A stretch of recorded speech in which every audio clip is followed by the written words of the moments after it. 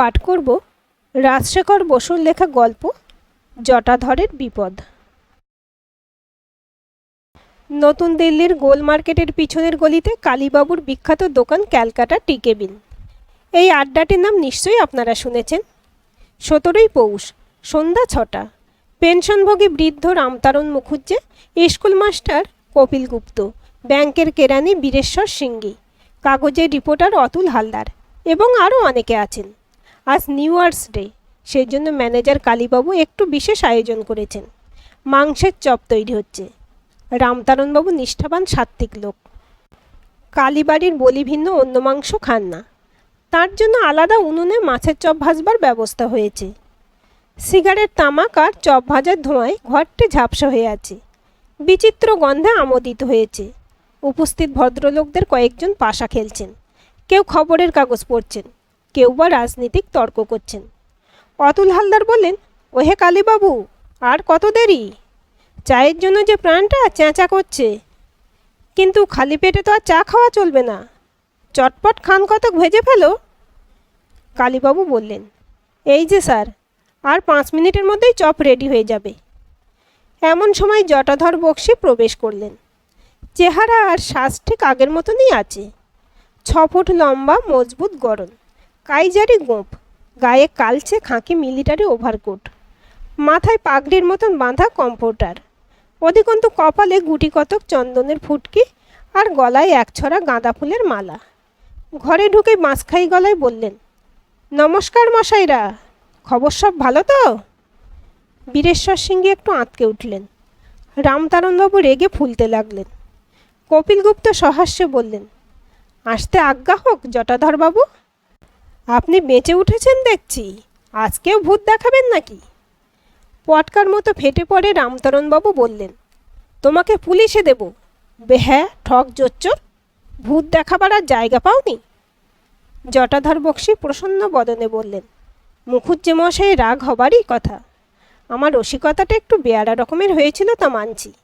মরা মানুষে যে আপনাদের ভয় দেখিয়েছিলাম, সেটা ঠিক হয়নি। তার জন্য আমি ভেরি সরি। মশাইরা যদি একটু ধৈর্য ধরে আমার কথা শোনেন তো বুঝবেন, আমার কোনো কুমতলব ছিল না। রামতারণ মুখুজ্জে ক্রুদ্ধ বিড়ালের ন্যায় মৃদুমন্দ গর্জন করতে লাগলেন। কপিল গুপ্ত বললেন, কি বলতে চান বলুন জটাধরবাবু। অতুল হালদারের পাশে বসে পড়ে জটাধর বললেন, মশাইরা নোভেল পড়ে থাকেন নিশ্চয়ই। প্রেমের গল্প, বড় ঘরের কেচ্চা, ডিটেকটিভ কাহিনী, রূপসী বোম্বেটে, এইসব। তার জন্য কিছু পয়সাও খরচ করে থাকেন। কিন্তু বলুন তো, গল্পের বইয়ে কিছু সত্যি কথা পান কি? আজ্ঞে না, আপনারা জেনে শুনে পয়সা খরচ করে ডাহা মিথ্যে কথা পড়েন। তা শরৎ চাটুর্যেই লিখুন আর 5 কড়িতেই লিখুন। কেন পড়েন? মনে একটু ফুর্তি, একটু সুরসুরি, একটু টিপুনি, একটু ধাক্কা লাগাবার জন্য। গল্প হচ্ছে মনের ম্যাসাজ, চিত্তের ডলাই মালাই, পড়লে মেজাজ চাঙ্গা হয়। আমি কি এমন অন্যায় কাজটা করেছি মশাই? রামতারণবাবু প্রবীণ লোক, ওকে ভক্তি শ্রদ্ধা করি। ওর সামনে তো ছ্যাবলা প্রেমের কাহিনী বলতে পারি না, তাই নিজেই নায়ক সেজে একটি নির্দোষ পবিত্র ভূতের গল্প আপনাদের শুনিয়েছিলুম। রামতারণ বললেন, তোমার চা চুরুট পানের জন্য আমাদের যে 14.5 আনা গচ্চা গিয়েছিল, তার কি?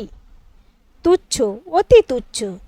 6-7 টাকার কমে আজকাল একটা ভালো গল্পের বই মেলে না স্যার।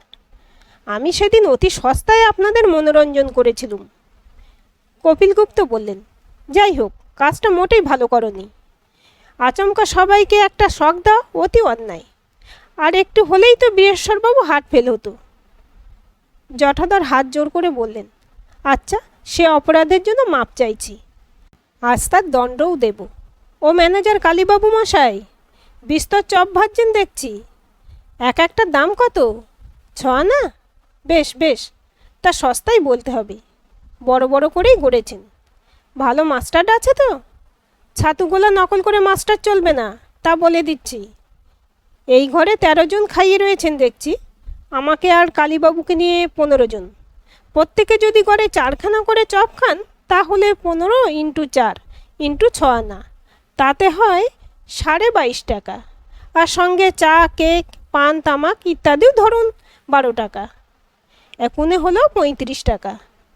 থামুন, আমার পুঁজি কত আছে দেখি।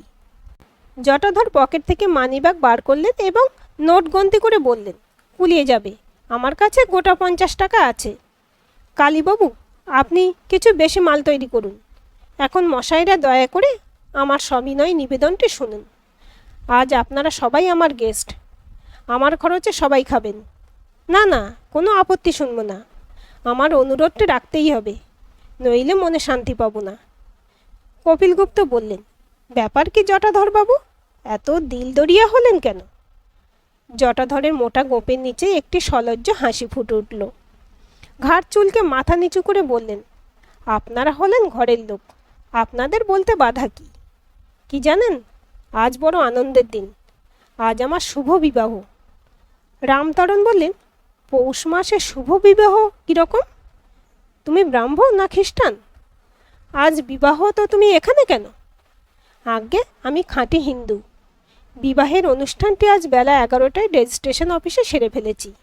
সিভিল ম্যারেজ তো পাঁজি দেখে হবার জন্যেই, রেজিস্টারের মর্জি মাফিক লগ্ন স্থির হয়। বিয়েটা চুকে গেলেই ভাবলুম, এখন তো দিল্লিতে আমার চেনাশোনা বেশি কেউ নেই, মাসতুতো ভাইয়ের বাসায় উঠেছি। সে আবার পেট রোগা মানুষ, ভালো জিনিস খাবার শক্তিই নেই। কিন্তু বিয়ের দিনে 5 জনে মিলে ফুর্তি, একটু খাওয়া দাওয়া না করলে চলবে কেন? আপনাদের কথা মনে এলো। ধরতে গেলে আমার আত্মীয়, বন্ধু, বরপক্ষ, কন্যাপক্ষ সবই আপনারা, তাই এখানে চলে এলুম। আমাদের কালীবাবু দেখছে অন্তর্যামী, ফিস্ট তৈরি করেই রেখেছেন। যা আছে দয়া করে তাই আজ আপনারা খান। কিন্তু এখানে আপনাদের খাইয়ে তো আমার সুখ হবে না। আমার আস্তানায় একদিন আপনাদের পায়ের ধুলো দিতেই হবে, বউ ভাত খেতে হবে। বেশি কিছু নয়, 4টি পোলাও, একটু মাংস, একটু পায়েস, আর ঘন্টিওয়ালার দোকানের জাহাঙ্গীরি বালুশাই। মুখুজ্জে মশাই নিষ্ঠাবান লোক, তা জানি, কালীবাড়ির পাঠাই আনবো। আমার স্ত্রীর রান্না খুব চমৎকার, আপনারা খেয়ে নিশ্চয়ই তারিফ করবেন। আর একটি নিবেদন আছে স্যার, এখানকার মিউনিসিপ্যাল অফিসে একটা কাজের চেষ্টা করছি, সার্ভেয়ার, আমিনের পোস্ট। মুখুজ্জে মশাই যদি দয়া করে একটু সুপারিশ করেন তো কাজটি পেয়ে যায়। ওকে সবাই খাতির করে কি না? রামতারণবাবু বললেন, তা না হয় একটা সুপারিশপত্র লিখে দেওয়া যাবে, কিন্তু একটা কথা জিজ্ঞাসা করি, তোমার বয়স তো 45-এর কাছাকাছি মনে হচ্ছে, এখন দ্বিতীয় পক্ষ বিবাহ করলে নাকি? আজ্ঞে না স্যার, এই সবে প্রথম পক্ষ। এতদিন নানা জায়গায় ঘুরে ঘুরে বেরিয়েছি, বিবাহে রুচিও ছিল না। ভেবেছিলাম নির্ঝঞ্ঝাট জীবনটা কাটিয়ে দেব, কিন্তু তা হলো না, শেষটায় বন্ধনে জড়িয়ে পড়লুম। শুনবেন সব কথা স্যার? রামতরণ বললেন, বেশ তো, শোনাই যাক তোমার কথা, অবশ্য যদি গোপনীয় কিছু না হয়। জটাধর জিভ কেটে বললেন, রাম বল, আমার জীবনে গোপনীয় কিছুই নেই। এই জটাধর বক্স আমুদে বটে, কিন্তু খাঁটি মানুষ, চরিত্রে কোনো কলঙ্ক পাবেন না। ও ম্যানেজার কালীবাবু, আপনি খাবার পরিবেশন করুন, খেতে খেতেই কথা হবে। শুনুন মশাইরা, যুদ্ধের সময় সত্যি আমি নর্থ বার্মায় মিলিটারিতে চাকরি করতুম। 42 সালের গোড়ায় যখন জাপানিরা রেঙ্গুনে বোমা ফেলতে লাগলো, তখন ইংরেজের উপর আর ভরসা রইল না। প্রাণের ভয়ে আমরা সবাই পালালুম। টামু ইম্ফল রোড দিয়ে দলে দলে নানা জাতের মেয়ে পুরুষ ছেলে বুড়ো চলল। রোগে আর অপঘাতে কত যে মারা গেল তার সংখ্যা নেই। কাগজে সেসব কথা আপনারা পড়েছেন। অনেক কষ্টে আমি যখন বার্মা বর্ডার পার হয়ে ইম্ফলে এলুম, তখন একটি মেয়ে আমার শরণাপন্ন হলো। বড় করুণ কাহিনী তার। অল্প বয়সে অনেক দুঃখ পেয়েছে। স্বামীর নাম বলহরি জোয়ারদার। রেঙ্গুনে তার মোটর মেরামতের কারখানা ছিল, ভালোই রোজগার করত। জাপানিরা তাকে জোর করে ধরে নিয়ে গেল। তাদের মোটর মেকানিকের বড় অভাব ছিল কি না? যাবার সময় বলহরি তার বউকে বলল, অচলা চললুম, এ জীবনে হয়তো আর দেখা হবে না। তুমি যেমন করে পারো পালাও, দেশে ফিরে যাবার চেষ্টা করো। অচলা কাঁদতে কাঁদতে একটি বাঙালি দলের সঙ্গে রওনা হলো। দলের সবাই একে একে মারা গেল, কলেরায়, টাইফয়েডে, বাঘের পেটে। অবশেষে অচলা আধমরা অবস্থায় মণিপুর পৌঁছল। আমার স্বভাবটা কীরকম জানেন? লোকের দুঃখ দেখতে পারি না, বিশেষ করে মেয়ে ছেলের। অচলাকে বললুম, আমার সঙ্গেই চলো, আমি যদি বেঁচে থাকি তুমিও বাঁচবে। রামতরণবাবু প্রশ্ন করলেন, অচলার মা বাপ কোথা ছিল? হায় রে, তার আবার মা বাপ, তারা বহুকাল থেকে পেগু শহরে বাস করত। সেখানেই বলহরির সঙ্গে অচলার বিয়ে হয়। জাপানিরা এসে পড়লো, অচলার মা বাপ ভাই বোন কে কোথায় পালালো, বাঁচলো কি মরলো কেউ জানে না। তারপর শুনুন, অচলাকে নিয়ে তো কোনো গতিকে বিপদের গণ্ডি পেরিয়ে এলুম। তারপর মশাই 12 বছর নানা জায়গায় কাজ করেছি, ডিব্রুগড়ে, চাটগাঁয়ে, নোয়াখালীতে, রংপুরে, আরও অনেক স্থানে। কোনো চাকরি স্থায়ী নয়, থিতু হয়ে কোথাও বাস করতে পারিনি। অবশেষে ঘুরতে ঘুরতে এই দিল্লিতে এসে পড়েছি। স্থির করেছি আর নড়ব না, এখানেই একটা কাজ জুটিয়ে নেব। কাজের জোগাড়ও প্রায় হয়েছে, এখন মুখুজ্জে মশাই একটু দয়া করলেই পেয়ে যাব। রামতারণ বললেন, কন্ট্রাক্টর সেকেন্দার সিংকে আমি বলবো, তার ইনফ্লুয়েন্স আছে, সে তোমার জন্য চেষ্টা করবে। আচ্ছা, তুমি তো বহুকাল ভ্যাগাবন্ড হয়ে ঘুরেছ, অচলার দিন কোথায় ছিল? কোথায় আর থাকবে স্যার, আমার কাছেই ছিল। মেয়েটা বড় ভালো, রং তেমন ফর্সা নয়, কিন্তু মুখের খুব শ্রী আছে। প্রথম প্রথম বড় কান্নাকাটি করত, তারপর ক্রমশ সামলে উঠল, কিন্তু মাস 2 আগে দেখলাম আবার ঘ্যান ঘ্যানানি শুরু করেছে। জিজ্ঞাসা করলুম, কি হয়েছে অচলা? জবাব দিল, আমার মরণ হয় না কেন? আরে ব্যাপারটা কি খোলসা করেই বলো না। অচলা বলল, তোমার জন্য কি আমাকে বিষ খেয়ে জলে ডুবে গলায় দড়ি দিয়ে মরতে হবে? ভালো জ্বালা। আরে আমার অপরাধটা কি? অচলা বলল, লোকে যে আমার বদনাম রটাচ্ছে তা শুনতে পাও না? কি মুশকিল, তা আমাকে করতে হবে কি বলো? অচলা ফুঁপিয়ে ফুঁপিয়ে বলল, অজটাই বাবু, তোমার কি বুদ্ধিশুদ্ধি কিচ্ছু নেই? কপিলগুপ্ত বললেন, তা অচলা কিছু অন্যায় বলেনি? জটাধর বললেন, না মশাই, অচলা কিছু অন্যায় বলেনি। আমারও বুদ্ধিশুদ্ধি বিলক্ষণ আছে। বিবাহের বন্ধনে জড়িয়ে পড়বার ইচ্ছে আমার মোটেই ছিল না, কিন্তু প্রজাপতি যদি নারীর রূপ ধরে পিছনে লাগেন তবে তার নির্বন্ধে এড়ানো পুরুষের সাধ্য নয়। কে এক কবি লিখেছেন না, শারদ লতিকাকে ললিত ললনাকায়। বাজে কথা মশাই, ললনা হচ্ছেন ছিনে জোঁক। ভেবে দেখলুম অচলাকে বিয়ে করে ফেলাই ভালো। তার স্বামী বলহরির কোনো পাত্তাই নেই, নিশ্চয়ই মরেছে, কিন্তু হিন্দু পদ্ধতিতে বিয়ে করায় বিস্তর ঝঞ্ঝাট, তাই সিভিল ম্যারেজই স্থির করলুম। রেজিস্ট্রার লালা হংসরাজ চোপড়ায় অতি ভালো লোক। বললেন, 12 বছর যখন কেটে গেছে তখন ভাববার কিছু নেই, স্বচ্ছন্দে বিয়ে করো। তাই আজ বিয়ে করে ফেললুম। রামতারণবাবু বললেন, কিন্তু একটা কর্তব্য যে বাকি রয়ে গেল, পূর্বের স্বামী শ্রাদ্ধ করা উচিত ছিল। তার বলতে হবে না স্যার, আমার কাজে খুঁত পাবেন না। 12 বছর পূর্ণ হবা মাত্র অচলা তার লোহা শাঁখা ভেঙে ফেলল, সিঁদুর মুছল, থান পড়ল, তাকিদের দস্তুর মতো শ্রাদ্ধ করালুম, 5টে ব্রাহ্মণও খাওয়ালুম। সবে 3 দিন আগে তার অশৌচন্ত হয়েছে। তারপর সিভিল ম্যারেজ চুকে যেতেই অচলা আবার সধবার লক্ষণ ধারণ করেছে। হ্যাঁ, ভালো কথা মনে পড়ল, ওকালীবাবু, এই 7টা চপ আমি পকেটে পড়লুম। নিজে গবগবিয়ে খাবো আর সহধর্মিনীকে কিছু দেব না, তা তো হতে পারে না। তেমন স্বার্থপর আমি নই। বেচারি 15 দিন নিরামিষ খেয়ে আছে, এই 7টা চপের দামও আমি দেব। অতুল হালদার বললেন, খুব ইন্টারেস্টিং ইতিহাস, আমি নোট করে নিয়েছি, আমাদের হিন্দুস্তান মিরর কাগজে ছাপবো। আপনার কোনো আপত্তি নেই তো জটাধরবাবু? কিছুমাত্র না, স্বচ্ছন্দে ছাপুন। যদি চান তো আরও ডিটেল দিতে পারি, অচলা আর আমার ফটোও দিতে পারি। এই সময় একটি লোক টি কেবিনের দরজার কাছে এসে ভাঙা গলায় বলল, জটাধর বক্সি এখানে আছে? আগন্তুক লোকটি রোগা, বেঁটে, পরনে ময়লা খাঁকি প্যান্ট, নীল জার্সি, তার উপর মোটা পট্টুর বুক খোলা কোট, হাতে একটা বড় রেঞ্জ। তার প্রশ্নের উত্তরে জটাধর বললেন, আমি জটাধর বক্সি। আপনি কে মশাই? তোমার জম।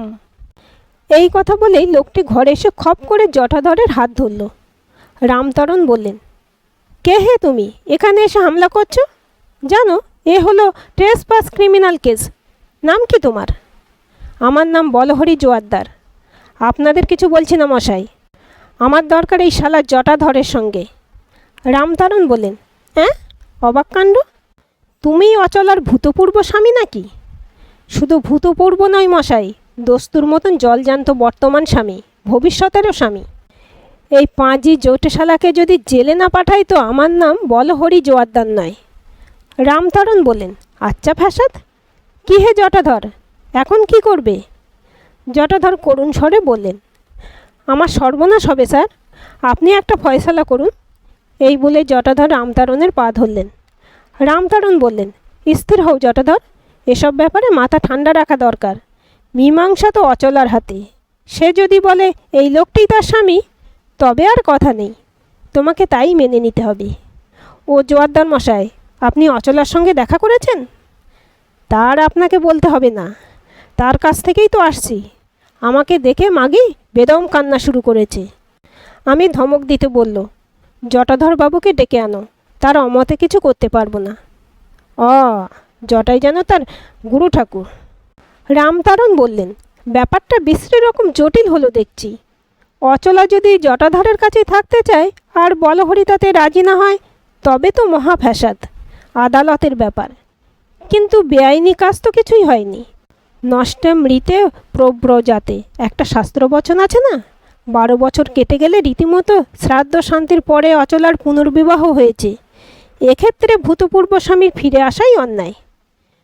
কপিলগুপ্ত বললেন, এখন আর্ডেনের মতন মানে সরে পড়াই উচিত ছিল। বলহরি বলল, আহা, কি কথাই বললেন মশাই, প্রাণ জুড়িয়ে গেল। নিজের স্ত্রীর কাছে আসবো না তো এই জোটেকে দেখে জিভ কেটে পালাবো নাকি? জটাধর বললেন, আমি এই বলহরি জোয়ারদার মশাইকে খেসারত হিসেবে কিছু টাকা দিতে রাজি আছি। এখন 50 টাকা দিতে পারি, বাসায় গিয়ে আরও 50। বলহরি গর্জন করে বলল, চোপ রাও শুয়োর, 100 টাকায় আমার বউ কিনতে চাও? একটা পাঁঠিও ও দামে মেলে না। কপিলগুপ্ত বললেন, ওহে জোয়ারদার, একটু বুঝে সুঝে তম্বি করো। তুমি তো তালপাতার সেপাই, জটাধরের চেহারাটি দেখেছো তো? এক চরেই তোমাকে সাবার করতে পারে। চর মারলেই হলো, দেখছেন না ব্যাটা ভয়ে কেঁচো হয়ে আছে। 5টি বছর মাঞ্চুরিয়া জাপানিদের কাছে ছিলাম মশাই, জুজুৎসুর পেঁচ ভালো করেই শিখেছি। তারপর চীনেদের সঙ্গে 7 বছর কাটিয়েছি। ছাড়তে কি চায়? 3টে কমরেডকে গলা টিপে মেরে পালিয়ে এসেছি। জটাধরকে 2টে আঙুলের টোকায় কাত করতে পারি। চল হতভাগা। কাঁচপোকা যেমন প্রকাণ্ড আরশোলাকে ধরে নিয়ে যায়, তেমনি বলহরি জোয়ারদার জটাধরের হাত ধরে হিড়হিড় করে টানতে টানতে নিয়ে চলে গেল। রামতারণ মুখার্জি দীর্ঘ নিঃশ্বাস ফেলে বললেন, এমন বিপদেও মানুষ পড়ে। আহা, বেচারা আজ দুপুরে বিয়ে করেছে, আর সন্ধেবেলায় এই বিশ্রী কাণ্ড। অচলা মেয়েটার জন্য সত্যিই দুঃখ হচ্ছে।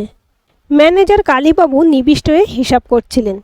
এখন উচ্চস্বরে বললেন, চুলোই যাক অচলা, আজকের খরচা কে দেবে? জটাধর তো আপনাদের বোকা বানিয়ে সরে পড়ল। কপিলগুপ্ত বললেন, সরে পড়েছে তাতে হয়েছে কি? আমরা তো নিজের খরচে খেতেই প্রস্তুত ছিলাম।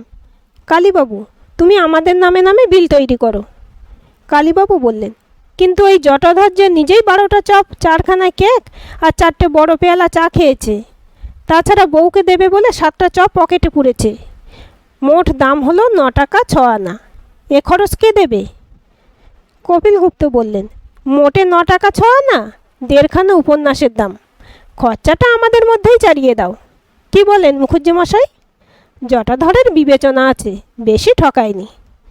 বীরেশ্বর সিংজি বললেন, আমি তখনই বুঝেছিলাম যে ওই বলহরি হচ্ছে জটাধরের মাসতুতো ভাই। 7টা চপ তার পেটেই যাবে। আজকের এই গল্পটি আপনাদের কেমন লাগলো কমেন্ট করে জানাবেন।